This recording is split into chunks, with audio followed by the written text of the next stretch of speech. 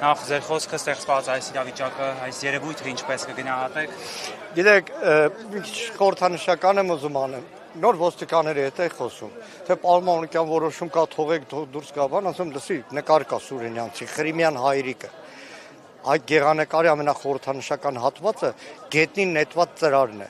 Նիկոլայ Ցարի հրովարտակն էր վանքապատկան գույքերի գրավման։ Հիմա մի հատ նոր Նիկոլի հրովարտակ է, որը նույն պատասխանը պետք է արժանանա։ Ու մեկ խորհրդանշականություն ամբողջ իրադարձությունները տեղի ունեն հին Վեհարանի շենքի մոտ, որտեղ 1918 թվականին Գևորգ կաթողիկոսն է նստած եղել։ Եվ երբ որ Արամ Մանուկյանն ու գեներալ Սիրիկյանը կոչ են արել Վեհափառին Սարդարապատից առաջ բարձրանալ Բյուրականի ամառանոց, ասել է Վեհափառը պետք է մնա իր ժողովրդի հետ, Էջմիածնի զանգերը ոնց որ այսօր հնչել են եւ եղել է Սարդարապատի հաղթանակ։ Ու հազարավոր մեր հայրենակիցներ, որ 1-2 ժամվա մեծ շտապել են այստեղ, նոր Սարդարապատ է։ Մենք մի ամուր մեր ուժերով պետք է պաշտպանենք հայ առաքելական Սուրբ եկեղեցին թուրք-ադրբեջանական թշնամական օկուպանտներից եւ այսօր ժողովուրդը իր դիմադրությամբ իր համառությամբ ցույց տվեց որ պատրաստ է ունակ է դրան հասնելու բոլոր մեր հայրենակիցները այստեղ պետք է լինեն